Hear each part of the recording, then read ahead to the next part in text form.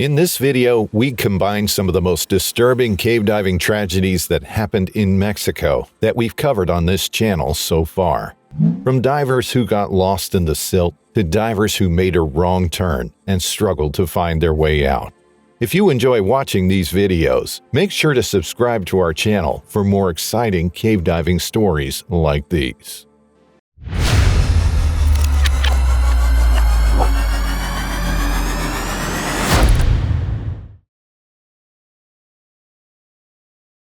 On Saturday, July 12, 2020, a 49-year-old male American citizen decided to dive into the far reaches of Cenote Vacaha, which is a part of Systema Huautla, located in Mexico. He was a seasoned cave diver who had done approximately 470 cave dives before this fateful dive. He was quite familiar with Cenote Vacaha, but his fateful dive didn't turn out as planned. Cenote Vacaha is a section of Systema Huautla in Mexico and is situated 4 miles from Tulum on Coba Road. This cave has an average depth of about 70 feet, which is for the section that is thought to be deeper. The flow runs in a southeastern direction from Cenote Vacaha towards Cenote Vacaha, and it's mild by Mexican standards. The diver was a male American citizen aged 49. He received his initial training in Mexico and became fully certified as a cave diver in 2007. On numerous future journeys, he continued to train and gain experience. He has certifications for using numerous extra tank stages, DPVs, and advanced side-mount diving, which uses specially built underwater scooters. After receiving his initial certification, he frequently visited Mexico.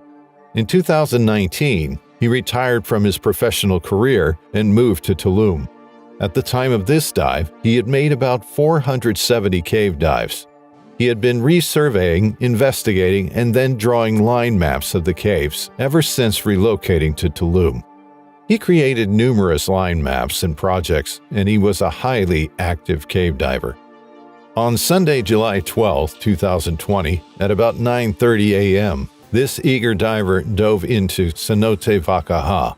The diver had resurveyed all of the existing lines to create a line map of the system, so he was well familiar with the cave and its surroundings.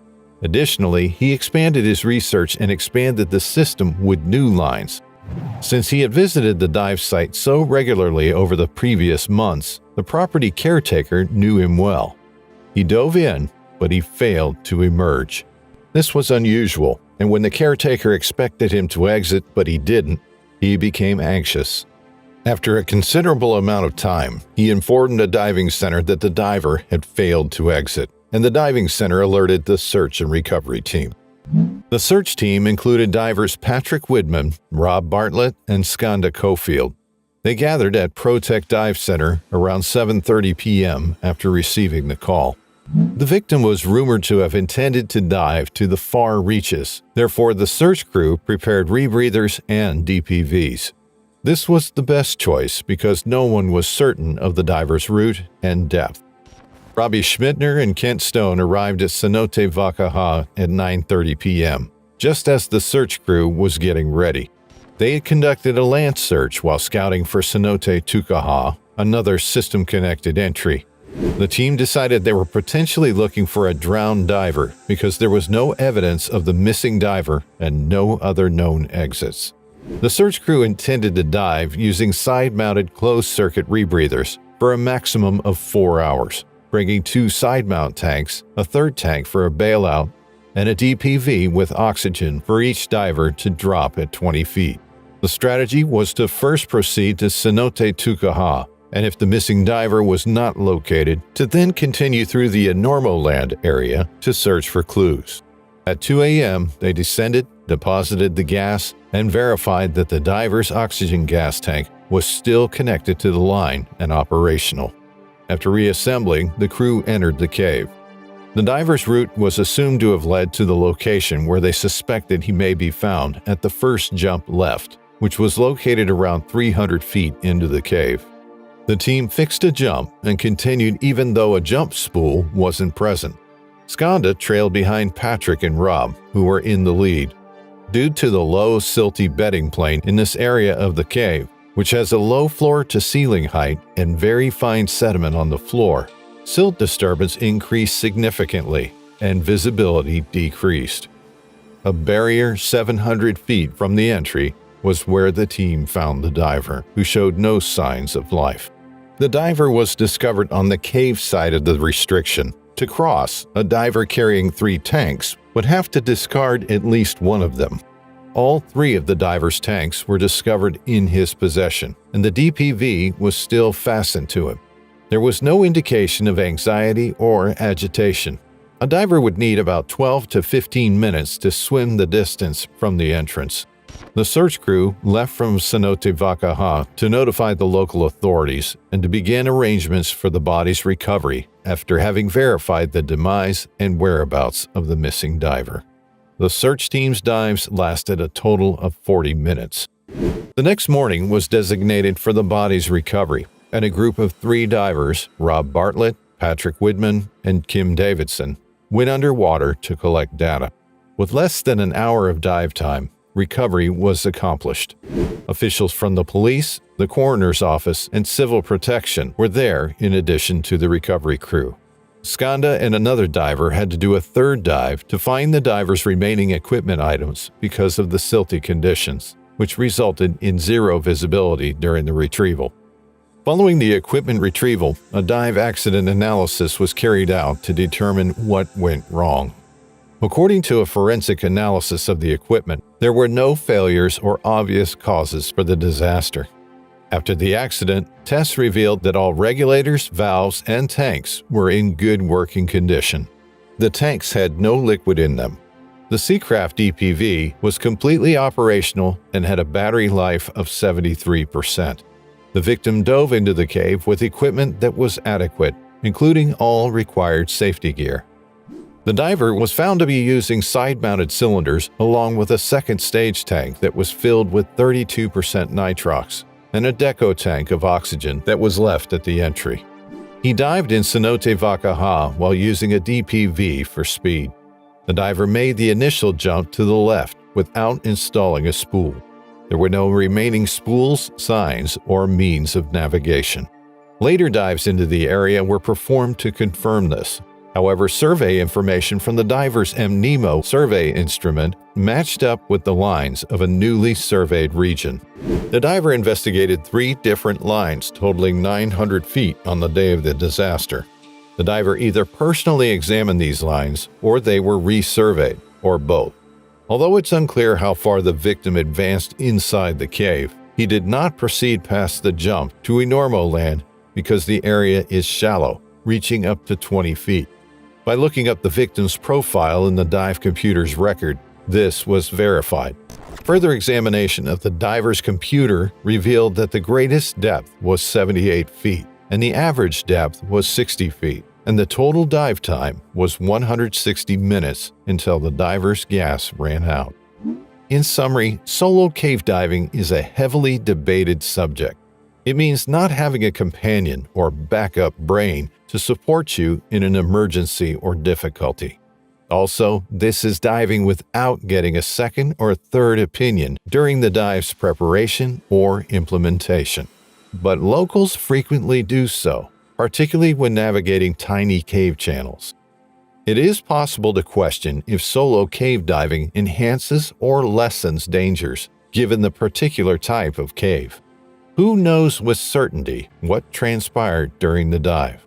All the details we knew for sure were the victim's starting point, the finishing point, maximum depth, average depth, and the moment the victim ran out of gas. We have a general idea of the diver's location and path. What specifically occurred during the victim's final dive? One may only offer conjecture and draw logical conclusions. Most likely, a factor was becoming incredibly comfortable in an atmosphere that is often highly uncomfortable and harsh. Other potential contributing variables included solo diving, intricate navigation, exploration, the use of a DPV, recalculating gas ranges, and penetration. However, as was already said, this is at best an assumption. What we do know is that scuba diving with a restricted gas supply in water-filled tunnels may be a very harsh and hazardous activity. The diver can make one deadly error or numerous lesser ones. Cave exploration isn't for the faint-hearted. It's a dangerous and thrilling feat, yet some are made for it. Nature's blessings are unique in their different ways, and one such place is the Alpazat Cave. The cave has attracted geologists and spelunkers from all around the world. Spelunkers get their thrills by studying and exploring caves, so Alpazat is always a great choice for them. Alpazat Cave can be found in Puebla, Mexico, near Quetzalán. It has twisting tunnels, subterranean rivers, and boulder-strewn cascades, holes in the floor passage, a slab highway, and a horror inlet. The discovery of this cave began in the 1970s, when some British tourists first explored the network of caverns and passageways around Quetzalán that stretches out for about 60 miles, 96 kilometers. However, some years ago, a United Kingdom voyage carried out numerous surveys around the cave system. Part of their discoveries revealed that several sections of the cave are prone to flooding, especially one of the sections that are toward the entrance. As a response to this existing challenge, the Mexican authorities always establish an emergency dry camp before it rains. Furthermore, many tunnels were mapped out during this voyage, and it was discovered that the cave system is a part of a long series of subterranean river canyons. Some of the features of the cave system, such as its twisting tunnels and the holes in the floor passage, pose some difficulties for explorers that want to enter the cave. The slab highway and hollow inlet also pose a lot of threats to cavers who desire to explore the Alpazat Cave. However, there's one prominent danger attributed to this cave: flooding. Extreme flooding. Don't get caught inside when it rains. The cave passage becomes impassable due to being blocked by the rising water from the rainstorm, and this causes a great flood within the cave. When flooding happens within the cave, it takes about 7 days for the water to subside to a level safe enough for cavers to pass. Now you're thinking, what if it rains out of the blue and I get trapped inside? Well, there's a chance of survival offered by the cave. There have been many incidents of serious flooding in this cave, but there is an extensive cave beyond the flooded areas which doesn't experience flooding. This serves as a waiting site for explorers trapped in the cave till the water subsides. Knowing this, all the explorers that come into the cave always prepare for camping with their food, medical supplies, clothing, and sleeping bags to help them survive in the event the flooding extends their voyage beyond the scheduled time. A dive line is placed along the sump to guide cave divers through the cave in case the visibility of the water is poor. Also, divers use breathing equipment while escorting the trapped explorers out of the cave through this sump. There have been no reports of explorers dying in Alpazat Cave because explorers are always educated on the cave systems and the precautions that they and the rescue team must take if they become trapped. In late 2004, 12 spelunkers entered Mexico City intending to embark on an adventurous trip to explore the Alpazat Cave. These men were members of the Combined Services Caving Association, which included some of the military workforces from the British Army and Royal Navy, while others were military men of the Royal Air Force. They had been trained and prepared for any incident they may encounter on such a voyage. They intended to explore a cave system which runs deep below the ground and is more than 8 miles, 13 kilometers long. The trip, called Exercise Quetzalán Tiger, was designed to develop leadership, self-reliance, and persistence abilities. However, only 6 men out of the 12 were required to go into the cave, while the remaining 6 waited above. The underground team was made up of 4 servicemen, a retired Army officer, and a civilian scientist. Chris Mitchell, Jonathan Sims, Simon Cornhill, John Rowe, Charles Milton, and Toby Hamnet were the names of the underground team. Charles Milton, a member of the voyage team, had many years of experience, and he worked as safety personnel in the year 2000 during a voyage to Quetzalon.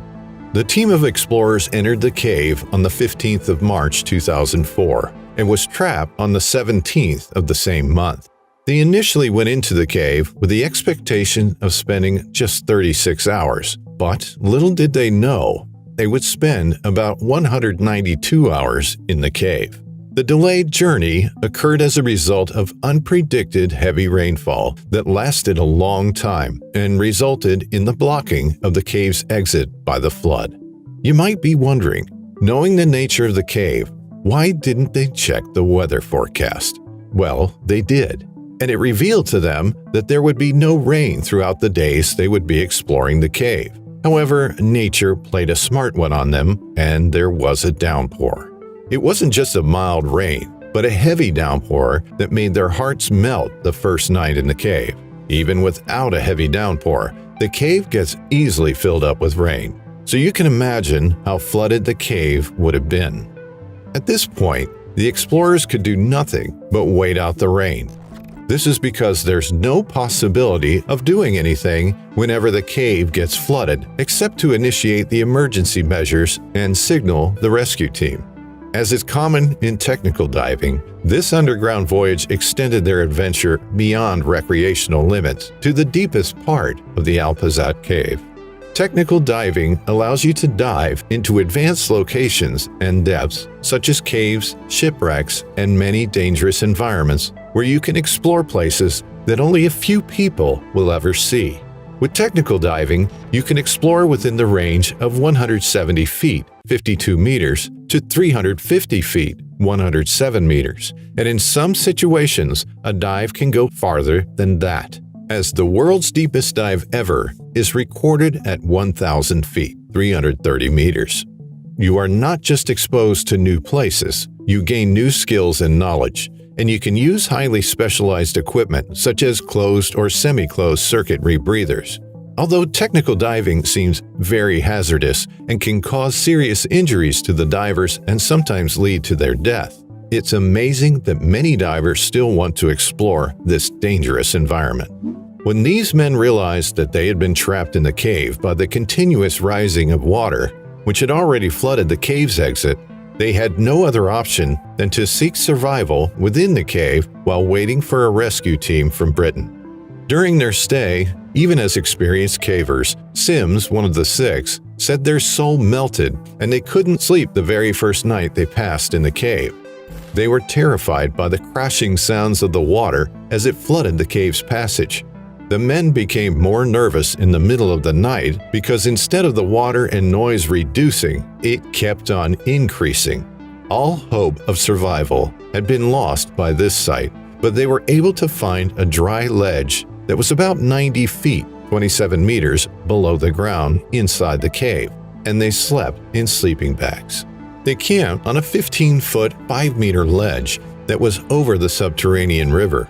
Also, they had with them a water-powered light that gave them illumination in the dark cave.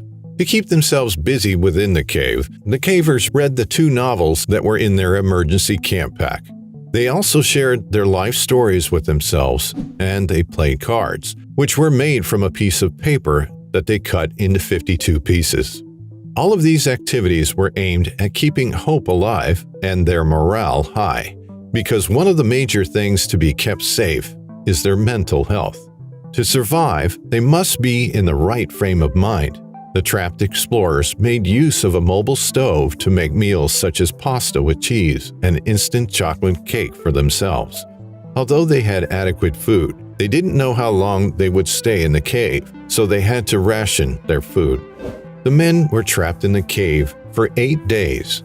However, luckily for them, they were able to communicate with the team above the surface through the mole phone radio until the rescue team came to take them out. The men were helped one at a time when they emerged from the cave by Richard Stanton and James Mallinson from the Cave Rescue Organization. On the 23rd of March, Stanton and Mallinson arrived at the scene to assess the situation and prepare the rescue. Sims stated, "I remember feeling overjoyed when Stanton surfaced and I saw his face. It was a great relief." The rescue involved leaving the cave through a 980-foot, 300-meter flooded route. Stanton subsequently said that in order to rescue some of them, we had to teach a few of them to dive through a considerable length of passage to get them out. It took a 45-minute journey for each. What made the rescue easier was that the rain had stopped 2 days before the British rescue team arrived from Britain. On the 24th of March, 8 days after they got trapped in the cave, all the men were rescued. Though the Alpazat cave adventure tended to be dangerous, it was a great joy for the men when they sighted the rescue team. Alas, hope was rekindled again. All 6 men were rescued alive from the cave. Even one of the 6 cavers rescued from the Alpazat cave joked that he would return to that cave as soon as possible to continue the exploration. On April 23, 2022, a meticulous Russian diver went for an exploration dive into the Cenote Odyssey. His ongoing survey project in this cave has brought him more familiarity with the cave system. However, on this day, he got himself into trouble and left the cave diving community with many unanswered questions regarding his exploration in the deep. A major part of the Oxbella cave system is the Cenote Odyssey, located south of Tulum, Quintana Roo, Mexico. The average depth of the cave is about 40 feet, with the downstream flowing towards the ocean. One of the subsystems of Systema Huautla is the Naranjal. Some time ago, 3 prehistoric human remains were found within this subsystem. The bones of a woman of about 18 to 20 years old, Eve of Naharon, were discovered at a location about 1,207 feet away from the jailhouse cenote entrance. The second was the bone of another woman, about 44 to 50 years old, found at a location around 1.2 miles away from the jailhouse cenote entrance. The third set of bone remains was found in Muknal Cave, part of the Naranjal subsystem. It belonged to a man of about 40 to 50 years old, the Muknal grandfather. The Muknal grandfather shows evidence of secondary burial, which was different from the way the other 2 bone remains were found. The result of the analysis of these skeletons shows the possibility of Oxbella being used as a prominent site for ritual burial in ancient times. On April 23, 2022, a 32-year-old Russian cave diver went to Cenote Odyssey. He was an experienced cave diver who had certifications in full cave, stage cave, and diver propulsion vehicle cave diving. He was an active diver in this area. He spent the last 2 years diving in the Oxbella cave system. He organized several cave diving training sessions and spent time surveying different caves. His passion as a diver made him spend all his life exploring caves, rather than just diving for the fun of it. He was a remote programmer. His ongoing survey project in this cave has brought him more familiarity with the cave system and the locals in the area. He had performed between 300 to 400 cave dives. His dive that day started around 10 a.m. The people who worked on a building site close to the cenote saw him entering the cave. During the afternoon, they became very concerned when they didn't see him return.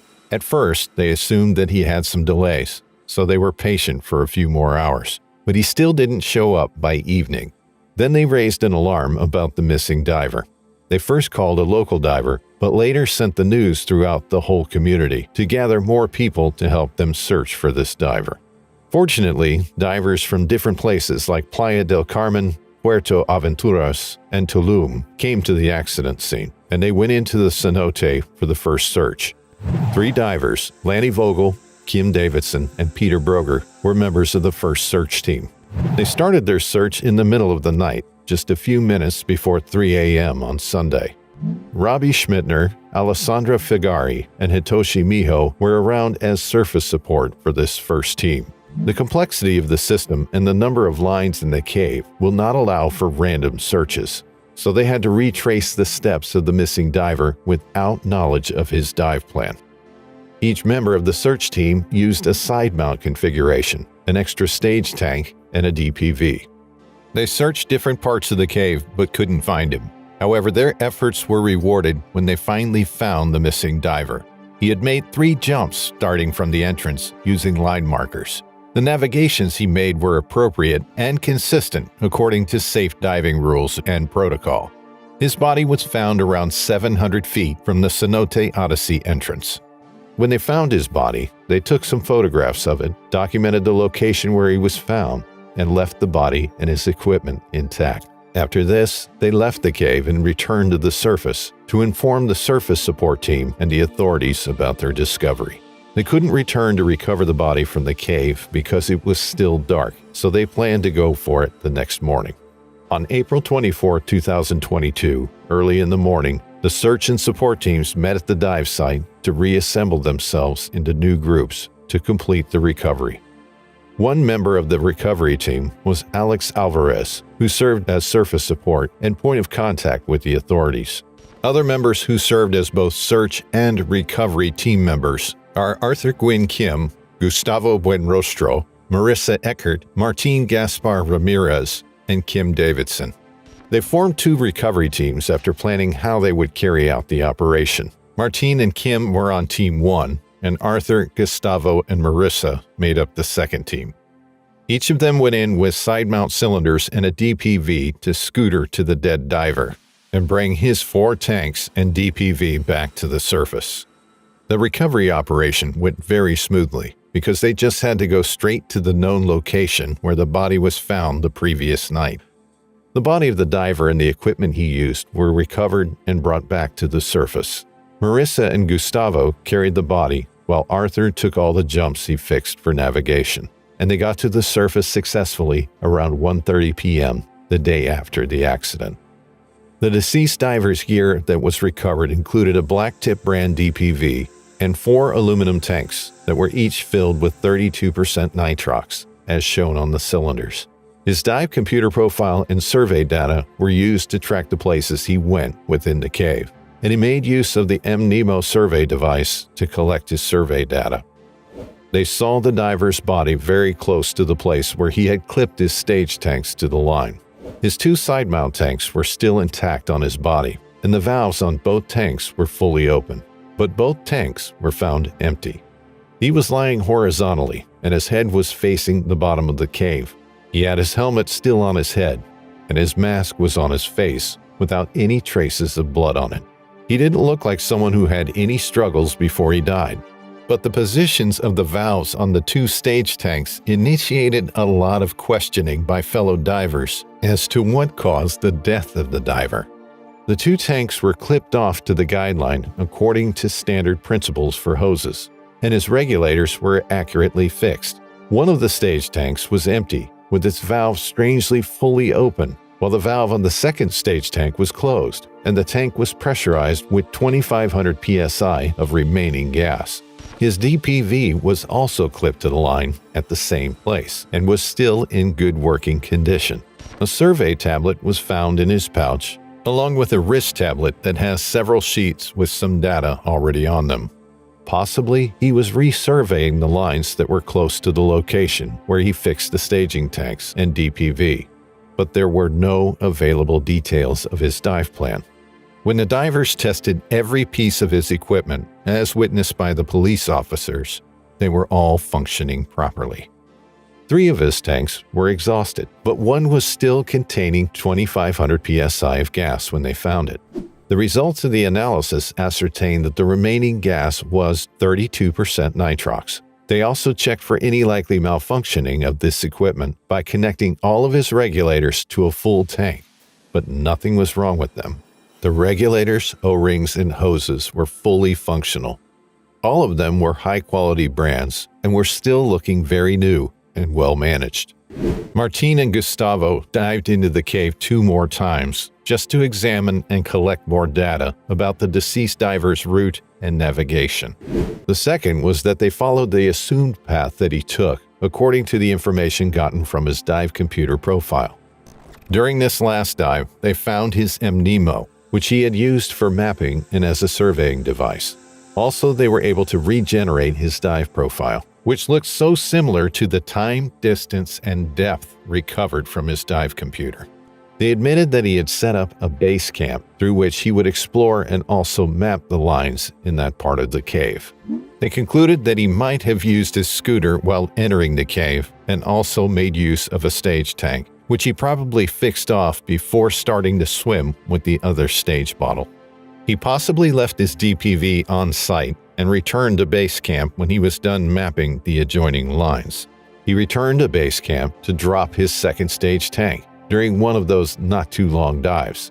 They believed that he might have reconsidered his remaining gas at this point and continued with his surveying activities since he wasn't new to the environment he was in.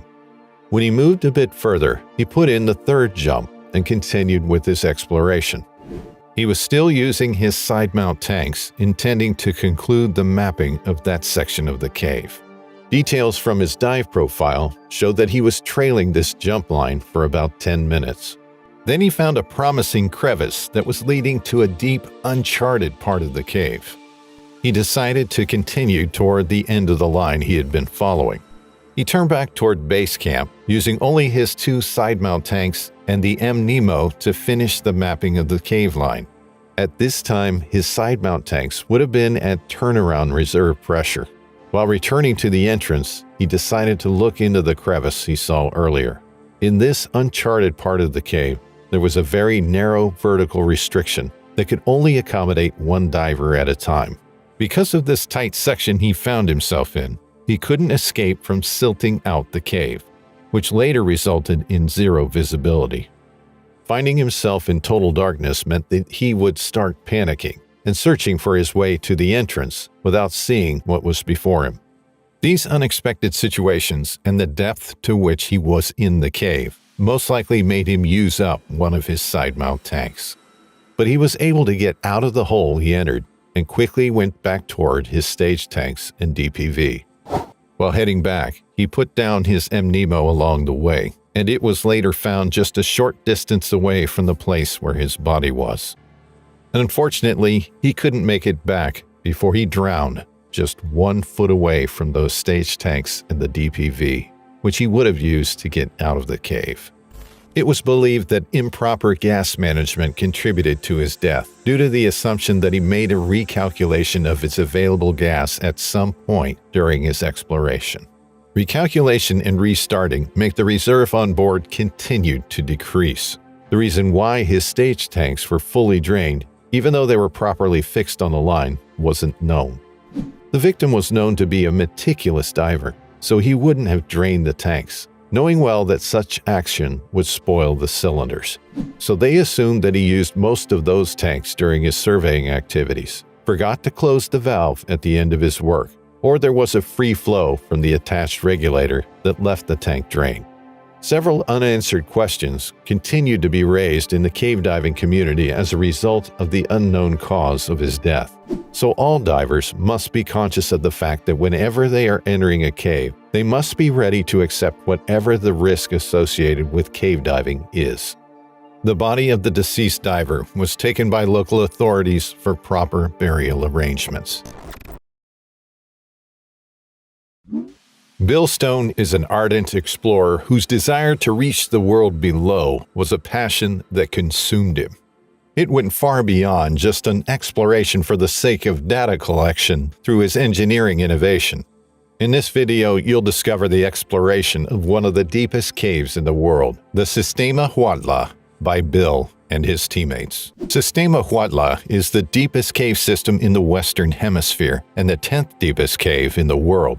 It's located in the Sierra Mazateca Mountains in the Teotihuacan district in the southern Mexican state of Oaxaca. It's about 53 miles long and has a depth of 5,120 feet from the highest known entrance to the lowest reached point. It has 25 different entrances.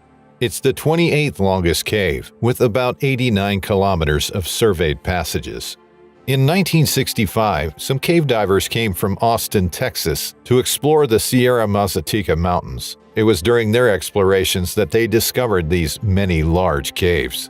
The North American cave divers later came to map the area and found that those caves were connected with each other. It was later known that these several entrances were different parts of a single cave system, Systema Huautla. In 1977, the deepest point of the cave was found, and many underground camps were erected. A tunnel of about 4,347 feet was found, which is called the San Agustin Sump. An annual expedition, which is part of the Proyecto Espeleológico Systema Huautla, or PESH, was launched at the cave site. In 1994, Bill Stone and his team members started an expedition to the Huautla Cave and the Sierra Mazateca Mountains in southern Mexico. He aspired to reveal the world's deepest cave through his engineering innovations. He was ready to do anything and go to any length to ensure his vision came to pass. He was just 23 years old and an engineering student at the University of Texas when he first made his trip to this cave. Ever since then, he's been a determined and diligent member of cave diving associations, especially the Rensselaer Polytechnic Institute's outing club when he was pursuing his PhD in engineering. After earning his doctorate, he stepped down to concentrate his efforts on his projects at his established firm, Stone Aerospace. He was the leading explorer for NASA's DepthX project, which made a highly advanced AUV to survey the world's deepest sinkholes, which was Bill's core value. Bill has always been known for pushing the limits of diving and has led his team to the deepest parts of the Earth. He has made about 30 inventions and also made different scuba diving equipment like rebreathers and life support equipment and discovered a way to create underground power. Part of his inventions was the digital vehicle that used a lineup of sonars and complex sensors to map out Wakala's Spring Cave. Bill was an inspiration to many people, both within and outside the cave diving community. He really was an exceptional explorer. His major passion for the past 18 years was to show Huautla Cave as the world's deepest cave, and he was ready to go to any length to accomplish this. He believed that he was born to map this cave, although he often got into trouble with the locals, who claimed that nobody is supposed to enter the cave, which has been like a sacred place since the days of their ancestors. However, all these things couldn't stop Bill from entering the Huautla Cave. The passionate Bill Stone was never going to give up on his life's dream and gathered his friends and fellow divers to form a team. The team was trained for 5 weeks to prepare themselves for the exploration of Huautla Cave. Their training was done at Jackson Blue Spring, Florida, which has similar characteristics to Huautla Cave.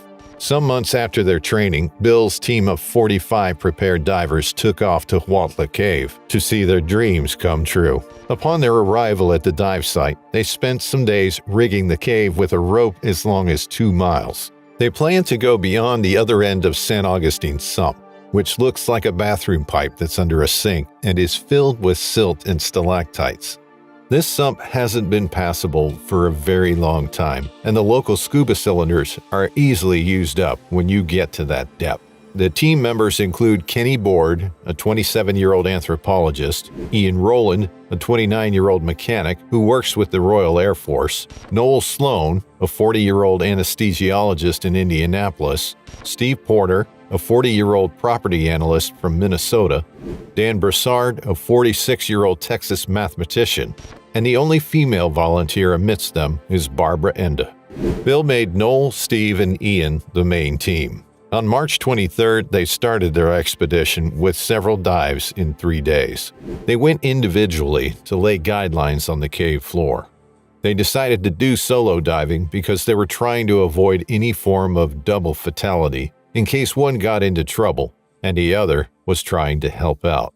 This began to cause panic in the hearts of the team members who had just laid a 750-foot line in 3 days. Bill wanted them to still extend the length of that line further, and he became impatient with Jim, who was the second most experienced diver among them. He'd been using the rebreather that Bill had invented, but at a point he lost interest in the dive because of his perception of the dive site. Moving from one challenge to another, even Bill, who had instructed them not to do something, was doing the same thing. All of them were getting anxious and afraid of the expedition because of those pressures. His passion to execute his plan made him not pay attention to the emotions and strengths of his team members. Noel was suspecting something bad might happen during their exploration, but Bill happens to be a tough leader and would not pay attention to any of these things. Whenever there was any delay, he would not take it easy with them. He just wanted everything to go as they'd planned it, with no chances given for alterations. In the course of their mission, Noel and Steve took a break and went to the town of Huautla while others continued with the work at the dive site. Around 4 p.m., Ian started diving while Kenny remained at the surface getting some other things done. At about 7 p.m., he had prepared hot water for their tea and was waiting for Ian to return from his dive, which was supposed to take just 2 to 3 hours. When he didn't show up, Kenny became tensed, wondering what had caused the delay. After 4 hours of waiting, Kenny began to fix the pulley system just like they'd planned if there was any delay for Ian. When it was 6 p.m., Kenny decided to descend the cave's entrance to rescue one of their team members. Kenny thought that Ian might be down with hypoglycemia in the air bell, since he was an insulin-dependent diabetic patient, but he usually gives more consciousness to his blood sugar levels. He thought Ian could have been waiting for help down in the cave, so he went inside the cave but returned to the surface alone and reached the camp around 11:30 p.m. He told other team members who were already sleeping that there was a need for them to rescue Ian. But Bill went against Kenny's idea that the team members were already exhausted from their various activities. They've been pushed beyond their limits with no rest earlier. Bill told him that if Ian was trapped in the air bell, he would be on the other sandbar and in no danger of hypothermia. Bill consulted Don, a team member who was also diabetic, who agreed to Bill's idea and further explained that Ian would be okay with the candy bars he had with him, which would sustain him till the next morning. Kenny was very frustrated, but was eventually calmed down by Don, and also agreed that the team needed to rest and they would look for Ian the next morning. So they all had their rest that night and rose early the next morning around 5 a.m. They started preparing their rebreathers and called a group of British cave divers who camped very close to them to help them in the rescue operation. Noel and Steve had also returned to the site. Kenny entered the cave, and within 30 minutes he was already in the air bell. He called out several times to Ian, but no one was responding. He started diving around the sandbar, and there he saw some footprints, which he traced down. He saw Ian at about 10 feet at the bottom of the water. He was no longer moving. His regulator was out of his mouth. Kenny rushed down to meet his friend, thinking he had arrived just in time. But by the time he raised his friend's arm, it was the arm of a dead man.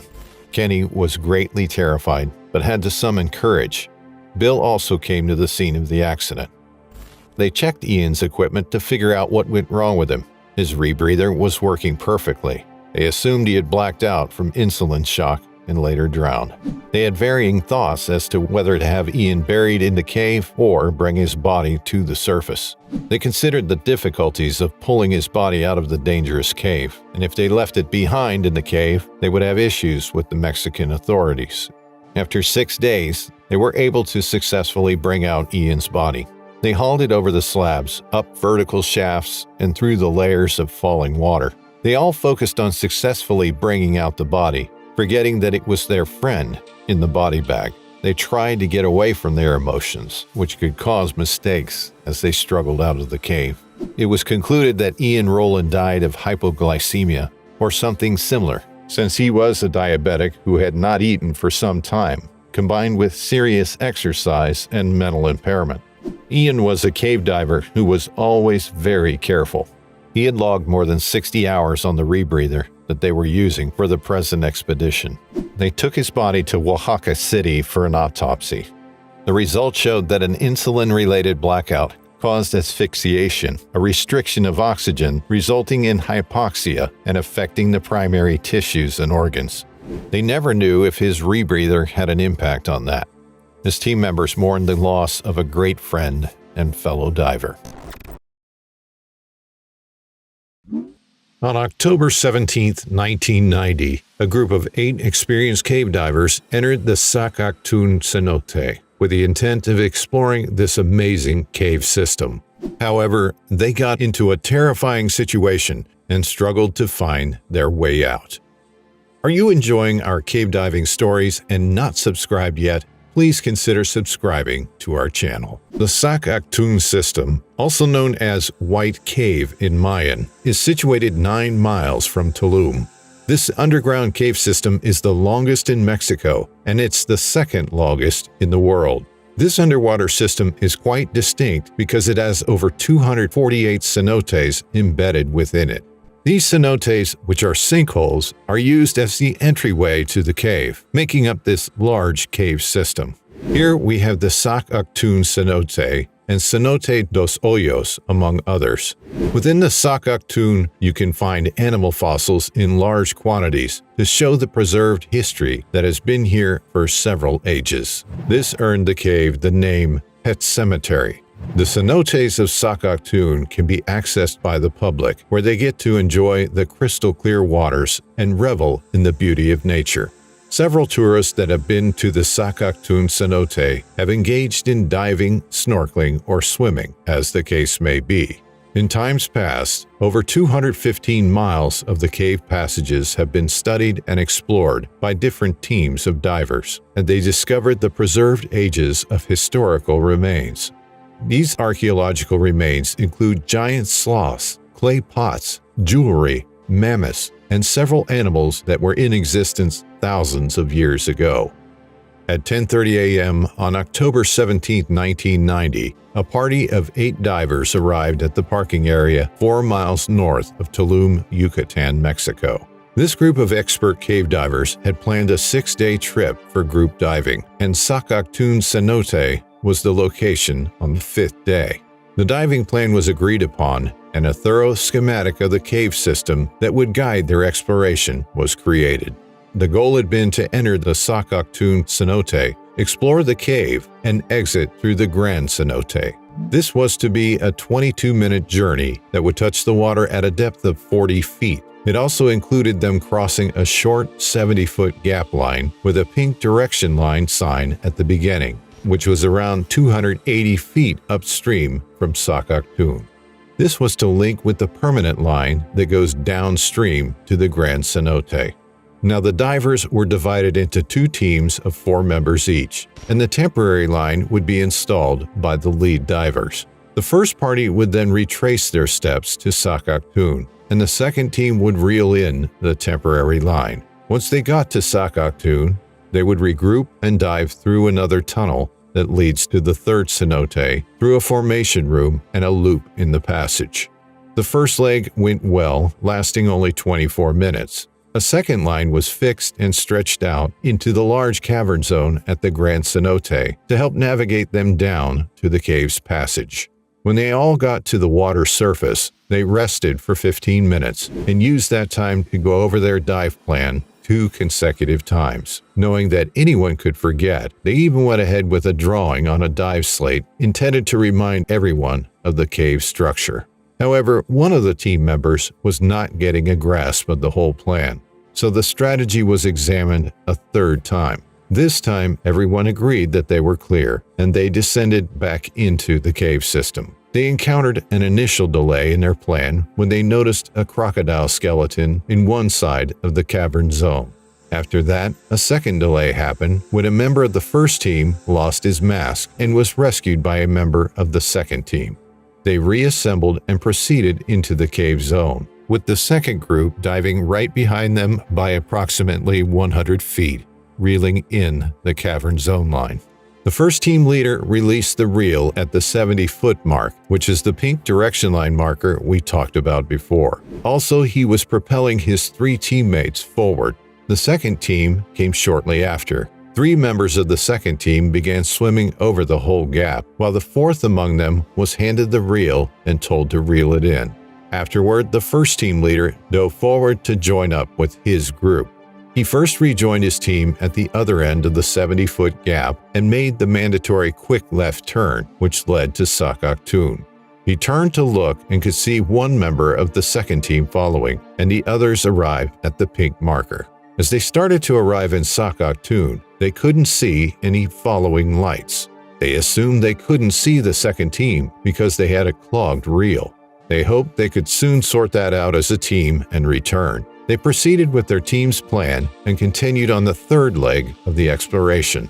They navigated their way to the 3rd cenote, However, the leader of the first team was concerned about the second group and asked the other members when they had last encountered them during the dive. After much thought, they all concluded that the previous time was at the pink marker, 70-foot gap. The first team leader then told the other three to remain where they are, and he returned in search of the second team. At the Sac Actun, the second team wasn't there, so he went further to the pink marker. Once he got there, he discovered the gap line reel had been switched at the pink marker. Therefore, he decided to go to the Grand Cenote, but there was no one there either. Then he went back to the third cenote, found his group, and they went back to Sac Actun. He then went in by himself toward Grand Cenote for another search. In the meantime, the second team experienced some difficulties. The reel diver on the second team had about 1/3 of the line reeled in when the leader came back and he called for him to replace it. After doing this, they swam back to the pink mark where the leader turned right and entered deeper into the cave system. The other divers followed their leader without questioning, including the team member that was initiated following the first team. The leader briefly paused to check his air supply before continuing the dive. After diving around 1,000 feet in this turn they took, the leader came to a halt and questioned his teammates, using his slate, on why they hadn't seen the first team. Then they decided to turn around. Soon they noticed a snap and gap line to the right. They followed it, believing it would lead to the third cenote. But after 100 feet, they saw a line arrow pointing in the opposite direction. Then they reversed, and they proceeded out using the main guidelines. During this period, one diver's fin strap came off, causing a brief pause as his teammates assisted him. The fins had been fixed appropriately, though they were of the new adjustable sort. After a while, they were anxious because they hadn't seen a direction arrow in a long time. This was unusual. The two at the back were swimming swiftly now, and they swam past their teammates. Due to their swiftness, they kicked up some silt and vanished from view. One of the two, who were now at the back, ran out of air and began sharing with the other. At this point, they were roughly 600 feet away from Sac Actun. The fin strap came off yet again, rendering swimming increasingly challenging, so they abandoned it. They also dumped a video camera and continued swimming for another 200 feet. The leader of the first team was on his way to Grand Cenote when he noticed 3 lights approaching him. Of the 3 lights, he noticed that the first 2 lights were sharing air as he swam toward them. These 2 were giving band signals, which means that there is big trouble behind them. The leader of the first team swam inside the cave and spotted a body hanging from an air pocket in the roof. He attempted to draw it to give it air, but it was far too buoyant. He purged his regulator, allowing fresh air to enter the pocket. He then inserted his palm inside the air pocket and touched the diver's face. It was still warm, but the diver was choking for air. Seeing this, he inserted his long hose regulator second stage into the air pocket, and the diver grabbed it. After breathing for around a minute, the diver descended from the air pocket. The first team leader removed the victim's face mask with his left hand and placed it in his right. The victim put the mask on and cleared it. Then the first team leader took the victim's right hand and guided him 150 feet to the water's surface. The 2 second team divers who shared air were able to successfully make it to the surface just before the air they shared got exhausted. In the meantime, the other 3 first team members already got back to the surface. One final member of the second team was still not returned to the surface, so the first team leader and another first team member dove back into the cave in search of the last team member. The last team member was discovered 20 feet away from where the first victim was found, who got out alive. He was found facing up on the floor with his regulator out of his mouth. The first team leader and the other diver immediately inserted one of their regulators into the victim's mouth in a bid to save his life. But unfortunately, they received no response. They held on to the body tight and dragged the victim out of the Sac Actun cenote. For 5 minutes, the victim was given mouth-to-mouth resuscitation, but it proved ineffective. He was no longer alive. He had died in the waters of Sac Actun cenote. All divers were fully cave certified. It is unknown if the deceased victim was the second team leader or another member of the second team. It stated that he had logged 53 cave dives. Throughout the dive, a constant guideline was kept: disorientation, presumably brought on by unfamiliarity with the cave, was the only thing that seemed to have a role in this tragedy. In cave diving, a small mistake or disorientation can result in very dangerous situations or even death. This was the 8th cave diving marathon on this channel and the first Mexico episode. Let us know what you think in the comments section. If you enjoyed watching, take a dive on the like and subscribe buttons and hit the bell icon so you get notified when we come back with another exciting cave diving story.